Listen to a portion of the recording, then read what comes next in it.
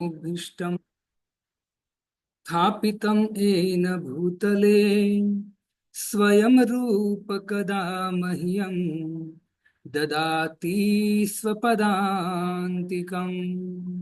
नमो विष्णुपादाय कृष्णपृष्ठाय भूतले श्रीमते भक्तिवेदान्त स्वामिन् इति नामिने। नमस्ते सरस्वती देवी गौरवाणी प्रचारिणे निर्विशेष शून्यवादी पाश्चात्य देश तारिणे। जय श्री कृष्ण चैतन्य प्रभु नित्यानंद श्री अद्वैत गदाधर शिवासादि गौर भक्त वृंद। हरे कृष्णा कृष्णा कृष्णा हरे हरे, हरे राम राम राम हरे हरे। हरे कृष्णा कृष्णा कृष्णा कृष्णा हरे हरे, हरे राम राम राम हरे हरे। श्रीमद् भागवतम स्कंद 1 अध्याय 5 श्लोक क्रमांक 12। नैष्कर्म अपि अच्युत भाववर्जितम् न शोभते ज्ञानमलं निरञ्जनम् कृतः पुनः शाश्वतभद्रमीश्वरे न चार्पितं कर्म यदप्यकारणम्। निष्कर्म अपि अच्युत भाववर्जितम् न शोभते ज्ञान अलम निरंजनम् कृतः पुनः शाश्वत भाद्रमीश्वरे न चार्पितं कर्म यदप्य कारणम्। अनुवाद। आत्म साक्षात्कार का ज्ञान समस्त भौतिक आसक्ति से रहित होने पर भी शोभा नहीं देता यदि वह अच्युत ईश्वर के भाव से शून्य हो। तो फिर उन सकाम कर्म से क्या लाभ है यदि वे भगवान की भक्ति के लिए काम न आ सके और जो स्वभावत प्रारंभ से ही दुखप्रद तथा क्षणिक होते हैं। हरे कृष्ण। तो सभी भक्तों का हार्दिक स्वागत है। श्रीमद् भागवतम कक्षा प्रतिदिन आप सब लोग भगवान की दिव्य संदेश को, कथा को श्रवण करने के लिए अपना कीमती समय निकाल रहे हो। वास्तव में भक्तों, संसार में जो भी कार्य हम अपने इंद्र तृप्ति के लिए करते हैं, भगवान को छोड़कर जो भी कार्य करते हैं, वो काल के संरक्षण में होता है। उसको काल खाता है। उस समय को कौन खाता है? काल खाता है। काल ग्रहण कर लेता है। लेकिन जो व्यक्ति कितना भी थोड़ा बहुत भी समय यदि भगवान की सेवा में, भगवान के कथा कीर्तन में लगाता है, चाहे आधा घंटा, पौना घंटा, 1 घंटा या 2 घंटा भगवान की सेवा में लगाता है, तो वो जो समय होता है वो कभी काल के अंतर्गत नहीं आता है। उसका ख्याल, उस समय का ख्याल भगवान रखते हैं। इससे जितना हो सके हमको भगवान की सेवा, भगवान नाम रूप गुण लीला में अपने समय को लगाना चाहिए। तो कभी काल हमको बाधित नहीं करेगा। वरना हमारे ऊपर काल इतना भ्रमण कर रहा है कि क्षण क्षण हमारा शरीर प्रतिदिन क्षीण होता जा रहा है, क्षीण होता जा रहा है, समय जा रहा है। इससे हमें समय भगवान को देना चाहिए, जिससे इस शरीर को छोड़ने के बाद जो दूसरा अगर जन्म मिला हमको, तो भगवान हमको बहुत बेस्ट स्थिति में रखेंगे। तो हमें बुद्धिमान बनना चाहिए और खाली नश्वर भौतिक भोग में, खाली हमको पदार्थ इकट्ठा करने में ही जीवन नहीं बिताना चाहिए। भगवान को समय देना चाहिए, हमको आगे का विचार करना चाहिए। हम आगे का विचार करते हैं, कितना विचार करते हैं इसी जीवन का, कि मैं 50-60 साल का हो जाऊंगा तो मैं इतना 50 पैसे बचाऊंगा तो मैं तब अपना मेंटेन कर सकूंगा। बस ये इतना व्यक्ति विचार करता है।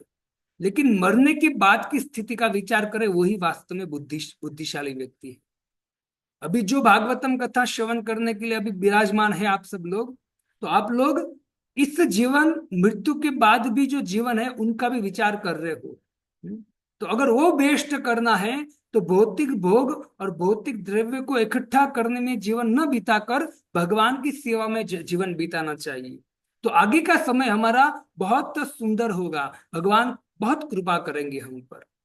तो बुद्धिशाली व्यक्ति बहुत आगे का विचार करता है, इस जन्म का नहीं, इस जन्म के बाद का विचार करता है, जो अभी हम कर रहे हैं क्योंकि हम भगवान को समय दे रहे हैं, है ना। तो बहुत भाग्यशाली। तो नारद मुनि ने वेदव्यास जी को कहा पिछले श्लोक में कि तद्वाग विसर्गो जनताघ विप्लवो यस्मिन् प्रतिश्लोक क्रमबद्ध वत्मपि। यदि भगवान की जो कथा है, भगवान की जो गाथा है, सिद्धांत है, भगवान की कृपा है, भागवत गीता या श्रीमद् भागवतम, वो व्यक्ति भले अधूरा ग्रंथ हो, भले कोई टूटी फूटी वाणी में भी उसका उच्चारण करे, लेकिन यदि उसमें भगवान के गुणगान आ रहे हैं तो निश्चित है बड़े बड़े साधु संत, बड़े बड़े ऋषि मुनि भी उनको श्रवण करने के लिए तत्पर रहते हैं। और भगवान की जो नाम रूप गुण लीला है वो कहते हैं कि प्रतिश्लोक क्रमबद्ध वत्मति जनताग विप्लवो। भगवान जो जितने भी संसार के जीव हैं उनके अघ, अघ मतलब पाप, पाप को नष्ट करने वाली है भगवान की कथा, भगवान का संदेश। इससे भले वो त्रुटिपूर्ण भी हो, लेकिन अगर उसमें भगवान के गुणगान लिखे हुए उस बुक्स में, तो वो जनता का पाप को हर लेगी, उनको शुद्ध कर देगी, पवित्र कर देगी। इससे है वेदव्यास जी, आप भगवान के विषय में लिखो, वरना कभी आप संतुष्ट नहीं हो। तो हमने वही श्रवण किया कि जब तक हम भगवान के विषय में श्रवण कीर्तन नहीं करेंगे तब तक हम संतुष्ट होने वाले नहीं है। तो संतुष्टि चाहिए, सुख चाहिए, आनंद चाहिए, तुमको भगवान से साथ लगा रहना चाहिए। और भगवान के साथ यदि आपको लगा रहना है, भगवान के साथ आसक्ति बनाना है, भगवान की कथा में, भगवान के नाम में, तो प्रथम उसका स्टेप है कि आप भगवान के भक्तों के साथ मिलन रखो, संग रखो, उनके साथ उनको मिलते रहो, उनके उनके मुख से उपदेश सुनते रहो, है ना, उनकी आज्ञा का पालन करते रहो। तो सब कुछ धीरे धीरे भगवान की कृपा से सब कुछ होगा। और इस श्लोक में 12 नंबर में श्लोक में नारद मुनि कहते निष्कर्म अपि अच्युत भाव वर्जित, कि कोई व्यक्ति यदि आत्म साक्षात्कार मतलब सकाम कर्मों के बंधन से मुक्त हो जाए। सकाम कर्म मतलब क्या है, कोई बताए सकाम कर्म मतलब क्या है?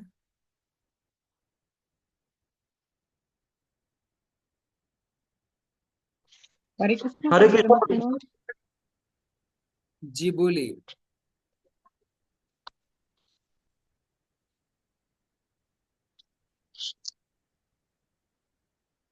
हरे कृष्णा प्रभु जी। जी सकाम कर्म यानी भौतिक जगत के लिए भौतिक चीज की इच्छा करके कोई काम करना। हाँ, सकाम कर्म मतलब आप कुछ अनुष्ठान करते हो, लेकिन आपके अंदर की इच्छा है कि अनुष्ठान करूंगा तो मुझे भौतिक वस्तु, गाड़ी बंगला, पैसा जो भी मिलेगा, इसको बोलते हैं सकाम कर्म। यदि कोई व्यक्ति निष्कर्म अपि अपि यदि कोई व्यक्ति सकाम कर्म से कोई व्यक्ति मुक्त हो जाता है, जो व्यक्ति सकाम कर्म मतलब कोई कामना नहीं रखता है संसार की, है ना, और बस ऐसे कर्म करता है लेकिन संसार के द्रव्य की कामना नहीं करता है, अनुष्ठान तो करता है, कोई भी अनुष्ठान करता है, लेकिन संसार की कोई वस्तु की कामना नहीं करता, बस वो अपने कर्तव्य समझकर करता है। तो आत्मा साक्षात्कार की ओर तो बढ़ रहा है धीरे धीरे, लेकिन अपि फिर भी बावजूद अच्युत भाव वर्जित, यदि कोई व्यक्ति, अच्युत भगवान श्री कृष्ण का नाम है, उनके भाव से वर्जित है ना, उनसे भाव के मतलब उसके विचारों से विहीन व्यक्ति है, भगवान की भक्ति नहीं कर रहा है, भगवान के नाम रूप गुण लीला का श्रवण कीर्तन नहीं कर रहा है, और खाली निष्कर्म अपि, खाली सकाम कर्मों से मुक्त हुआ है, लेकिन भगवान की कथा में रस नहीं, भगवान की सेवा में रस नहीं, भगवान की भक्ति में रस नहीं है, न शोभते, वो शोभा नहीं देता है, उससे उनका कोई कल्याण होने वाला नहीं है, वो शोभा नहीं देता है, मुख्य बात ये है ना। इससे निष्काम कर्म के ऊपर हमको उठना चाहिए, निष्काम तो कर्म चालू कर दिया है, लेकिन साथ में हमको अच्युत भाव वर्जित, भगवान के भाव को ग्रहण करना चाहिए। अगर भगवान के भाव को ग्रहण करते हुए यदि हम निष्कर्म अपि हुए, मतलब सकाम कर्म से मुक्त हो गए, तो कहते हैं यह शोभते, वो शोभा करेगा। लेकिन यदि अच्युत भगवान की भक्ति नहीं कर रहे हो, और यदि आप सकाम कर्म से मुक्त होने का प्रयत्न कर रहे हो, तो न शोभते, वो शोभा नहीं देगा, वो संतुष्टि नहीं देगा, वो सुख नहीं देगा, आनंद नहीं देगा। इससे मूल में नारद मुनि वेद व्याज्य को लाने का प्रयत्न कर रहे हैं कि प्रभु, कोई व्यक्ति सकाम कर्म कर्म करना बंद कर दे, कोई व्यक्ति निष्काम कर्म भी करना चालू कर दे, इतनी बड़ी उच्च स्थिति में भी आ जाए, लेकिन अच्युत भाव वर्जित भगवान की भक्ति नहीं करता है, न शोभते, वो कभी शोभा नहीं देता है। न शोभते ज्ञान अलम निरंजनम, वो कभी ऐसी उपाधि जो है कि मैं निष्काम भक्त हूं, क्या बोलते हैं लोग, मैं निष्काम भक्त हूं, लेकिन भले आप निष्काम भक्त हो, आप सबको भले कहते फिरते हो, लेकिन न शोभते, वो निष्काम भक्ति का जो ज्ञान है आपके, निष्काम कर्म का जो ज्ञान है आपके पास, वो न शोभते निरंजनम, वो कभी शोभा नहीं देता, ये उपाधि कभी शोभा नहीं देती। क्यों नहीं शोभा देती है? क्योंकि आपने अच्युत भाव वर्जित हो, भगवान की आप भक्ति नहीं कर रहे।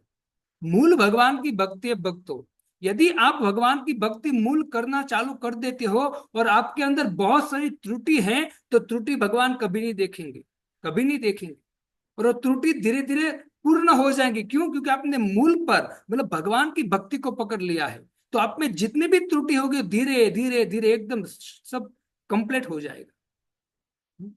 लेकिन यदि आपने भगवान की भक्ति करना नहीं सीखा है, आप संसार का कोई भी अनुष्ठान करते हो, वो कभी पूर्ण होने वाला है न शोभते, है ना, कभी वो पूर्ण नहीं होगा, वो कभी संतुष्टि नहीं देगा, कभी आनंद सुख नहीं दे पाएगा वो। इससे मूल क्या है? भगवान की शरण में जाना, अच्युत अच्युत की शरण में जाना चाहिए, है ना। इसे कहते हैं, भागवतम की शुरुआत में वेदव्यास जी मंगलाचरण में कह चुके हैं कि सच्चिदानंद रूपाय, भगवान का जो स्वरूप है वो आनंदमय है, और व्यक्ति संसार में हर एक व्यक्ति क्या चाहता है? आनंद चाहता है, सुख चाहता है। तो सुख आनंद चाहता है, तो क्या करना चाहिए? अच्युत भाव वर्जित, भगवान के भाव में हमको ढलना पड़ेगा, तब जाके आपके सकाम कर्म है, निष्काम कर्म है, जो भी कर्म है सफल होगी, उसमें आपको आनंद सुख मिलेगा। निष्काम कर्म क्यों करना है? क्यों? क्योंकि मुझे भगवान के लिए कर्म करना है, समझे आप। और सकाम कर्म से मुक्त क्यों होना है? क्योंकि मुझे भगवान के लिए कर्म करना है। जब ये भाव आ जाएगा तब क्या होगा? तो कहते यह शोभते, तब ये शोभा देगा, वरना कोई शोभा नहीं देगा। ये बात वास्तव में शास्त्र की है भक्तों। लेकिन कभी कभी बहुत लोगों को बोलते कि नहीं भाई, संसार की वस्तु की कामना नहीं करना चाहिए, तो व्यक्ति विचार तो हम क्यों करें सब कुछ अनुष्ठान? अगर संसार की कामना ही ना करे तो सब क्यों क्यों करें? नहीं करना है हमें, कोई बात नहीं, आप करो। आपको अगर संसार की कोई वस्तु चाहते हैं, तो भगवान कहते हैं कि आप एक काम करो, आप ये देवी देवता की पूजा करने में आप और फंस जाओगे, इससे बेटर है आपको चाहिए संसार की वस्तु, कोई बात नहीं, मेरे पास मांगो, क्योंकि देवता जो है वो मेरे अंश है, मैं उसका पिता हूँ, और देवता जो भी आपको दे रहे हैं वो भी मेरे पास से ही दे रहे हैं, वो मेरे, मैं ही उनको देता हूँ, तब जाके वो आपको देता है ना। भगवान खुद कहते हैं भगवत गीता, अहम आदि ही देवा नाम, समस्त देवताओं का मैं आदि हूं, भगवान कहते। तो भगवान को पूछा जाएगा, प्रभु हम देवताओं से नहीं मांगे थे, हमको चाहिए भौतिक वस्तु, तो देवताओं से न मांगे आप कह रहे हो, तो चलो कोई बात नहीं, हम देवताओं से नहीं मांगेंगे, लेकिन हम भौतिक वस्तु चाहे तो किससे मांगे? तो भगवान कहते मुझसे मांगो। अकाम अकाम सर्व काम व मोक्ष काम उदारधि भक्ति योगे न तीव्रेण, आपको कामना है कोई भौतिक संसार की वस्तु की, मेरा भजन करो, भक्ति करो मेरी, अगर आपको कोई कामना नहीं है, आपको मुक्त होना है तो भी मेरी भक्ति करो, मेरे धाम में आना है तो भी मेरी भक्ति करो, हर एक कंडीशन में आप मेरी भक्ति करो, जो भी चाहिए आपको मैं आपको प्रदान करूंगा। क्यों? क्योंकि भगवान भगवत गीता में कहते अहम सर्वस्व प्रभवो मत्त सर्व प्रवर्तते इति मत्वा भजन्ते मां बुधा भाव समन्विता। ये भौतिक सृष्टि और आध्यात्मिक आध्यात्मिक सृष्टि, ये सब कुछ मैंने बनाया है। चाहे देवता हो, चंद्र, वरुण, इंद्र या ब्रह्मा, कोई भी हो, वो सब कुछ भगवान से प्रकट हुए हैं। सृष्टि का कण कण भगवान से प्रकट हुआ है और भगवान सब कुछ देने में समर्थ है। इससे व्यक्ति, बुद्धिमान व्यक्ति क्या करेगा? डायरेक्ट भगवान के पास जाएगा। कामो, आपकी कामना है, अकाम कामना नहीं है, सर्व काम हुआ, कुछ भी कामना है आपकी, उदार थी, उदारता से आप मेरे पास आओ, मैं भी उदारता से आपको प्रदान करूंगा। लेकिन करना क्या पड़ेगा? तो कहते भक्ति करनी पड़ेगी, जो भी चाहिए। भगवान इतने कृपालु, और भगवान के जो भक्त हुए बड़े बड़े, वो कोई भिखारी नहीं थे। युधिष्ठिर महाराज को देख लीजिए, अम्बरीश महाराज को देख लीजिए, है ना, कितने बड़े बड़े भक्त है भगवान के, जो इतने बड़े राजा थे। क्योंकि भगवान लक्ष्मीपति है ना, हम जिस लक्ष्मी के पीछे पड़ रहे हैं ना, वो लक्ष्मी भगवान की चरण दबाती है दिन रात, है ना, उनके हम भक्त है ना। इसे चिंता नहीं करनी चाहिए। इससे हमको अच्युत भाव वर्जित होने का बहुत जरूरी, भक्ति करने की बहुत जरूरत है। भक्त धीरे धीरे भक्ति में अग्रसर होने की जरूरत है। बहुत अड़चन आती है भक्ति में आने के बाद भी, कि प्रभु ये प्रॉब्लम है, भले प्रॉब्लम हो, उस प्रॉब्लम को सहन करते करते भक्ति कभी छोड़नी नहीं चाहिए, कभी नहीं छोड़नी चाहिए। गुरु वैष्णव के आगे का पालन करते रहो, क्योंकि जिस घर में या जिस समाज में आपको अड़चन आ रही है, उस समाज से और उस घर से और घर घर के व्यक्तियों से और समाज के व्यक्तियों से कोई सरोकार नहीं है हमारा। वो संबंध तभी तक है जब तक हमारा शरीर है ना। इसलिए उन लोगों को सहन करो, क्योंकि उनसे साथ हमारा कोई संबंध नहीं है, हाड़ मास का संबंध है, वो कर्म के अनुसार संबंध मिला है। लेकिन यदि भक्ति मिल गई है तो समझो विशेष भगवान की कृपा है आप पर। इसको कभी कितना भी कष्ट आए, उसको सहन करते करते भक्ति कभी नहीं छोड़नी। उसको मनाओ, उसको प्रेम से मनाओ कि नहीं मुझे भक्ति, उसको जो भी चाहिए दो, घर वालों को या समाज को, ये भक्ति नहीं छोड़नी चाहिए, क्योंकि सबको नहीं मिलती। 100% में से 0 पॉइंट पता नहीं कितना, 0.1% तो नहीं बोल सकता, 0 पॉइंट में आ जाएगा। इतने लोग भक्ति करते, उसमें हम हैं, तो समझो कि भगवान की विशेष कृपा है। बाकी भक्ति करना आसान नहीं है। जो व्यक्ति भागवतम गीता श्रवण करता है और भगवान की माला जप करता है, सत्संग करता है, भगवान के भक्तों का संग करता है, कीर्तन कथा कर रहा है, समझो विशेष कृपा है भगवान की। बाकी हर एक संसार का व्यक्ति भोग में लगा हुआ है, संसार के हर द्रव्य को इकट्ठा करने में लगा हुआ है। उनको अज्ञानतावश, मूर्खतावश उनको लगता है कि जो संसार के द्रव्य है, पैसे, गाड़ी, बंगला, पत्नी, बच्चे, वो मेरी रक्षा करेंगे। नहीं, कोई रक्षा नहीं करेगा। जब काल आएगा ना, कोई रक्षा नहीं करेगा। न तो पैसा कर पाएगा, वहां नहीं चलते, गांधी जी नहीं चलते वहां। न तो पत्नी कर पाएंगे, ना बच्चे कर पाएंगे, ना समाज कर पाएंगे। हाँ, खड़े खड़े हो देखेंगे, रोएंगे, बचा नहीं पाएंगे, कोई नहीं बचा पाएगा। है ना, इसी भक्ति करो भक्तो, बहुत बेस्ट भक्ति करो, बहुत सुंदर एकदम। अड़चन आएंगी, इधर उधर कभी को होगा, लेकिन फिर भी भक्ति नहीं छोड़नी। और प्रयत्न करो कि दूसरे लोगों को अच्छे, है ना, अगर प्रेम भाव से उनको भक्ति में लगाने का प्रयत्न करो, निस्वार्थ भाव से, याद रखना कोई स्वार्थ नहीं होना चाहिए। है ना, कि भगवान के है और भगवान की इच्छा है कि मेरे पास आए, तो हम प्रयत्न करेंगे कि इन लोगों को भगवान के पास पहुंचाए। तो हमारा जीवन जो है, हम प्रचार करेंगे भगवान की कृपा प्राप्त करने के लिए, भगवान के साथ हम हेल्प करेंगे भगवान की। है ना, भगवान की हेल्प ऐसा हुआ ना, भगवान भगवत गीता में कहते हैं कि मेरे पास आओ, मेरे पास आओ। हम भगवान की हेल्प कर रहे हैं, संसार के लोगों को कहते हैं कि भगवान की बात मानो, भगवान की बात मानो। दुर्लभम भक्ति, भक्ति सामू सिंधु में रूप गोस्वामी कहते हैं कि दुर्लभम एवं, भक्ति जो है दुर्लभ नहीं है, सुदुर्लभम एवं, सुदुर्लभ भक्ति है, सबको नहीं मिलती है। इसे ये दिमाग में बिठा दीजिए, कभी कुछ अड़चन आई घर में, समाज में, तो भक्ति मत छोड़ देना। इससे बड़ी मूर्खता कुछ नहीं हो सकती है।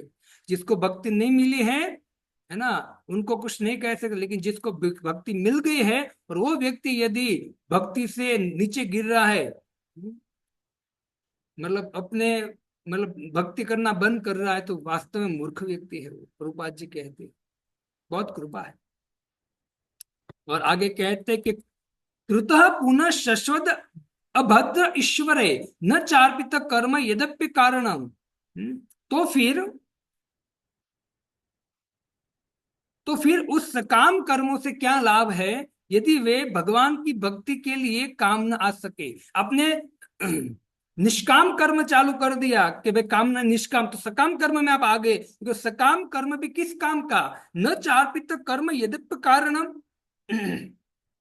वो निष्काम कर्म भी क्या काम का, जब आप अच्युत भाव वर्जित, आप अच्युत अच्युत के भगवान की भक्ति नहीं करे तो निष्काम कर्म है वो भी कुछ काम का नहीं है ना।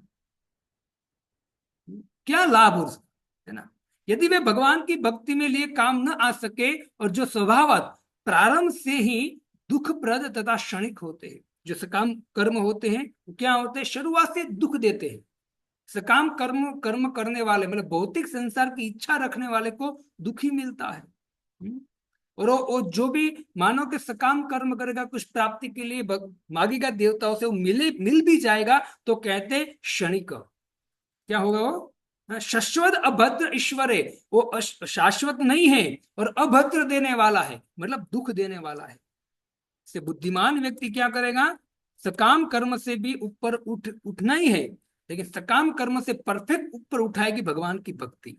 और भगवान की भक्ति करते हुए जो सकाम कर्म से ऊपर उठेगा ना, है ना, तो तुरंत तो निष्काम कर्म में आएगा और निष्काम कर्म भगवान की सेवा में लगाएगा तो समझो उसकी चेतना तुरंत खिल जाएगी।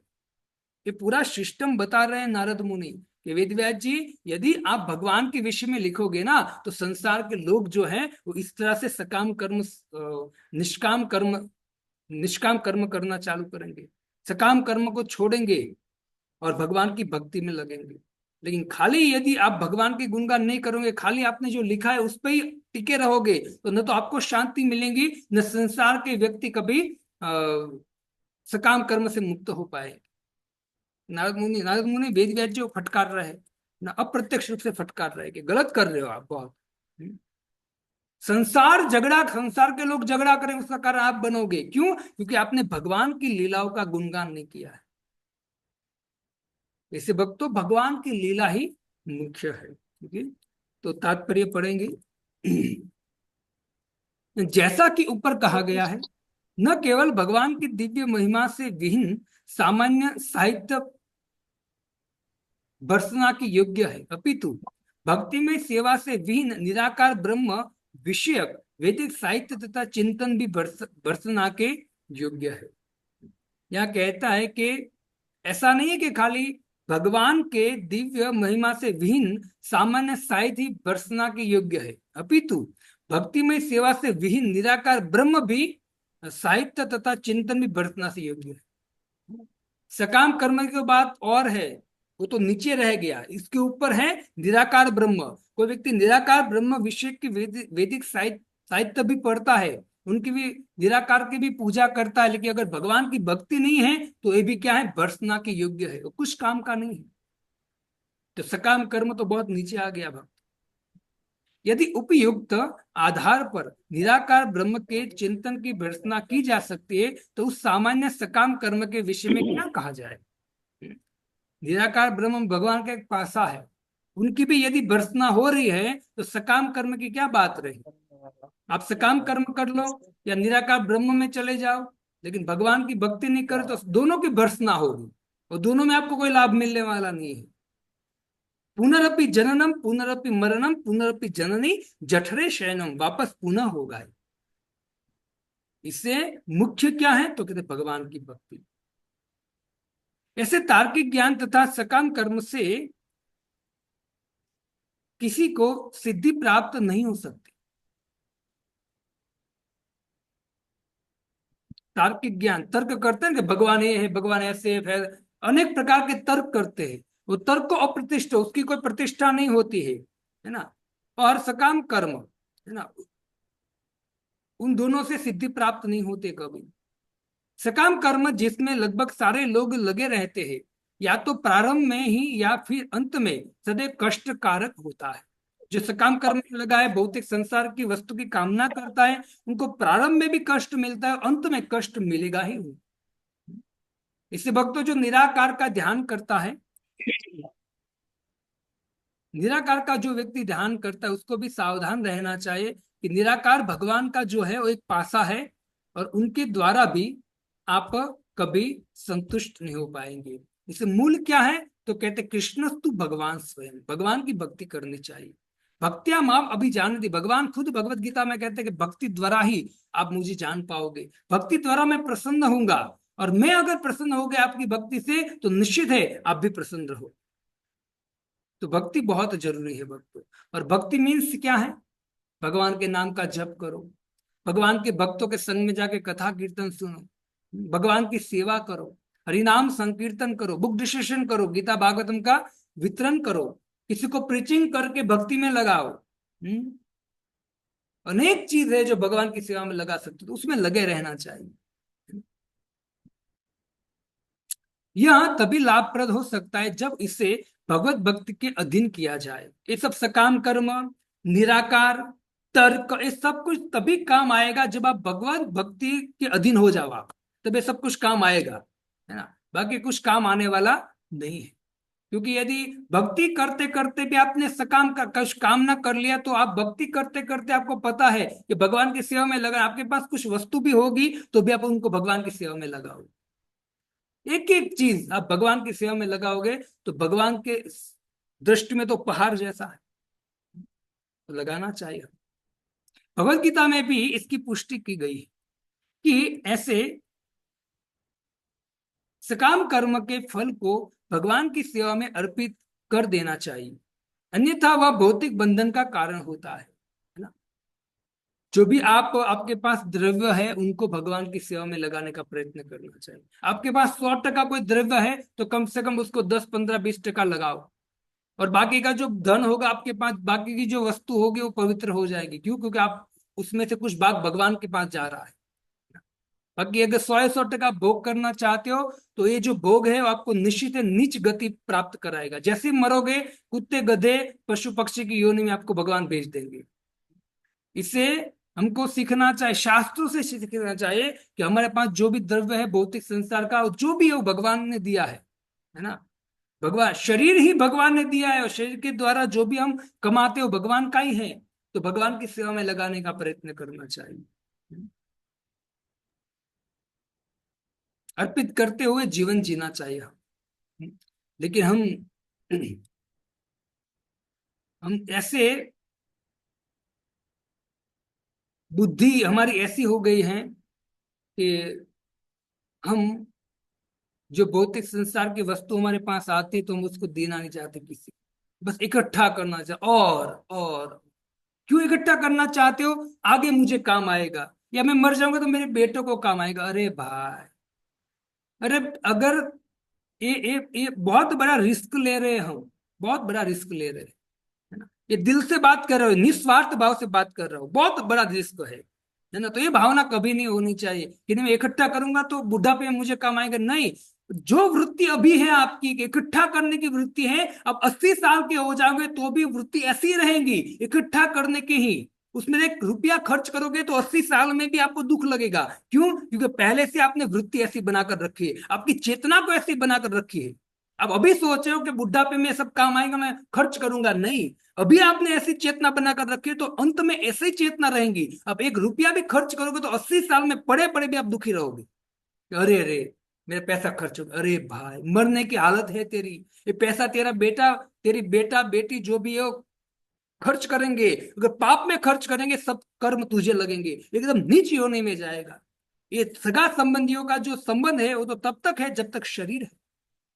ये विज्ञान को दिमाग में बिठाना चाहिए, भगवत विज्ञान है ये, मेरा विज्ञान नहीं, भगवत विज्ञान है ना। बहुत बड़ा रिस्क ले रहे हैं, है ना। इसे चेतना को अभी इतनी पावरफुल बनाओ कि 70, 80 साल में भी हमारी चेतना ऐसी सुंदर रहे कि अंत में भले हमारे कुछ कुछ भी हो लेकिन फिर भी हमारा चिंतन भगवान की ओर हो।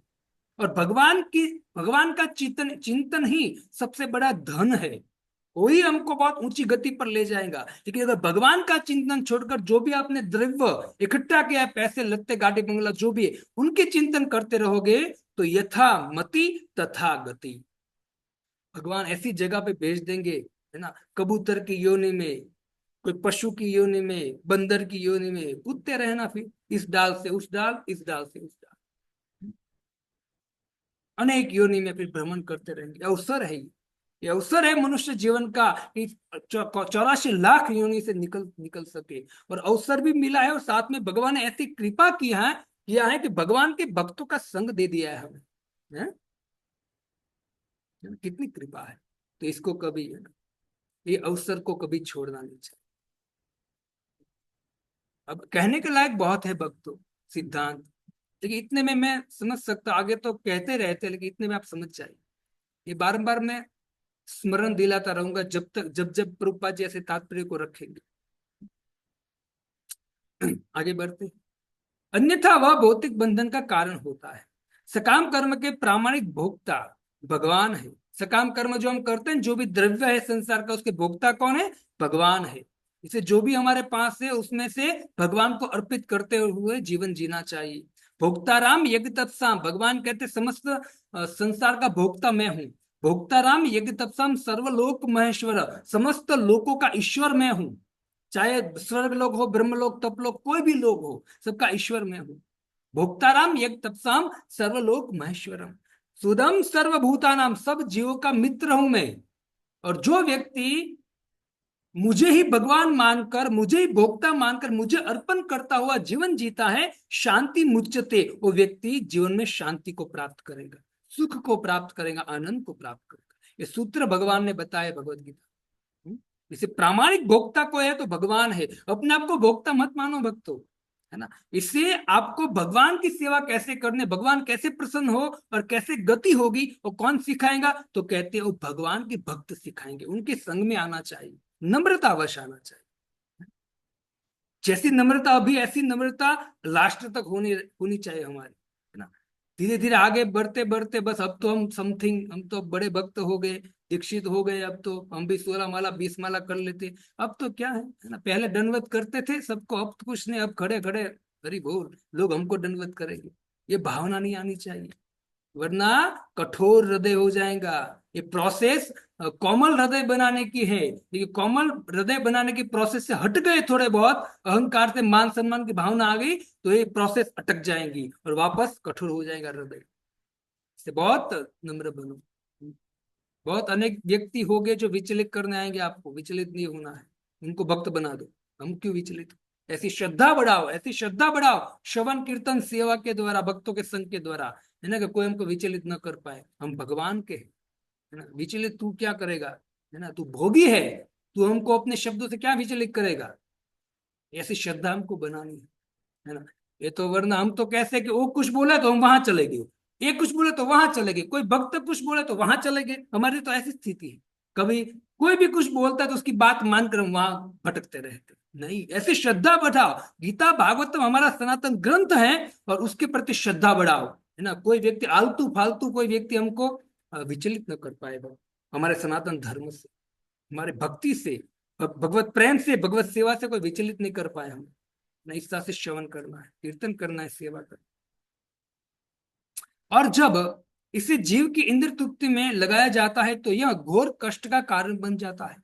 कि जो भी द्रव्य है उसको यदि जीव अपने इंद्र तृप्ति में लगाने का प्रयत्न करता है, भगवान भोगता है, उनको छोड़कर अपने इंद्र तृप्ति में लगाने का प्रयत्न करता है, तो प्रभुपाद जी कहते हैं कि तो यह घोर कष्ट का कारण बन जाता है। इसे खाली इंद्र तृप्ति मत करो, भगवान को साथ में रखो, भगवान की सेवा में लगाओ ये सब द्रव्य, है ना।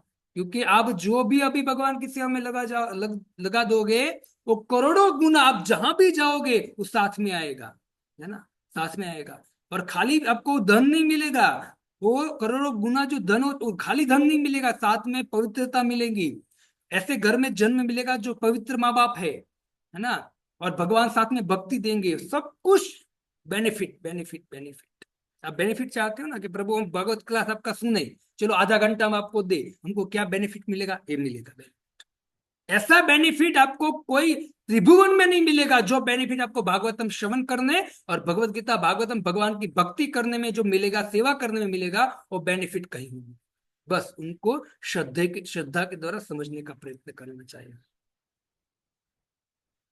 बहुत सुंदर प्रभुपाद जी तात्पर्य लेके, है ना। ये सब जब तात्पर्य पढ़ते हैं तो ऐसा अंदर से एक आभास निकलते, वाह प्रभुपाद जी कितनी कृपा है हम पर, आप पर, आपको आप हम पर कितनी कृपा करके गए हो, ऐसे जबरदस्त तात्पर्य हमको अपने देकर गए हो, है ना। जिससे आनंद मिल रहा है, सुख मिल रहा है, चेतना शुद्ध दिख रहा है, बोलते बोलते पता चलता है कि कितना आनंद मिल रहा है इससे, सुनते सुनते भी कितना आनंद आ रहा है, अगर ध्यान ध्यान पूर्वक सुनते हो तो विशेष कृपा है प्रभुपाद जी की। देखो भक्तों, सबसे बड़ी कृपा आप पर वही व्यक्ति कर रहा है जो व्यक्ति आपको भगवान की सेवा में लगा रहा है। बाकी आपको 2, 5, 10 हजार 15, 20 हजार रुपए दे रहे हो, वास्तव में कृपा नहीं कर रहा है। वास्तव में कृपा वही कर रहा है जो व्यक्ति आपको भगवान की तरफ ले जा रहा है, भगवान की भक्ति सिखा रहा है। सबसे बड़ा उपकारी कोई व्यक्ति है तो वो है, और उनके ऋण से कभी हम उऋण नहीं हो सकते हैं, है ना। उन पे, वो व्यक्ति पर सदा हमको कृतज्ञ रहना चाहिए, है ना। जब हम कृतज्ञता की भावना से अगर हम उसकी सेवा करते रहेंगे, उनकी आज्ञा का पालन करते रहेंगे, तो भगवान बड़े प्रसन्न होते हैं, है ना? क्योंकि सबसे बड़ा धन हमको वैष्णव देते हैं, है ना। भगवत धन, भगवत ज्ञान धन वैष्णव देते हैं, भगवत सेवा धन। तो ये सब बात याद रखनी चाहिए और भगवान की भक्ति छोड़ देनी चाहिए। और जो नहीं कर रहा है उसको निवेदन है कि एक माला से स्टार्ट करो, 2 माला 3 माला, धीरे धीरे आगे बढ़ाओ। एक माला करने में 6-7 मिनट होता है, 2 माला करने में 15 मिनट होता है। हमको भगवान 24 घंटे देते हैं स्वाद, कम से कम 2 घंटे हम 16 माला कर सकते। 16 माला नहीं हो रही है तो कम से कम एक माला से स्टार्ट करें, 2 माला 3 माला 4 माला। और हर संडे यहाँ प्रोग्राम होते तो आना चाहिए। सत्संग करना, भक्तों के संग में बैठकर कीर्तन कथा प्रसाद, भक्तों के साथ वार्तालाप होना चाहिए, आनंद लेना चाहिए। भगवान बड़े प्रसन्न होते हैं। ठीक है, आप सब बस लगे रहिए, भगवान की कृपा प्राप्त करते रहिए, वैष्णव के संग में रहिए, उनकी आज्ञा का पालन करते हुए भक्ति करोगे तो निश्चित प्रभु प्रसन्न होगे और अंत में हमारी शुभ गति, बहुत सुंदर गति भगवत धाम हो जाएगी। ठीक है, तो मैं यही अपनी वाणी को विराम देता हूँ। कल पुनः मिलेंगे और ठाकुर जी के उद्गार को आगे बढ़ाएंगे। ठीक है, हरे कृष्णा कृष्णा कृष्णा हरे हरे हरे, कृष्ण हरे हरे हरे, हरे हरे राम राम राम हरे राम राम हरे राम हरे। राम हरे इसी हरे हरे। भक्ति वेदांत स्वामी श्रील प्रभुपाद की जय जय। जय। गौर हरि प्रेमानंदे। हरि हरि बोल।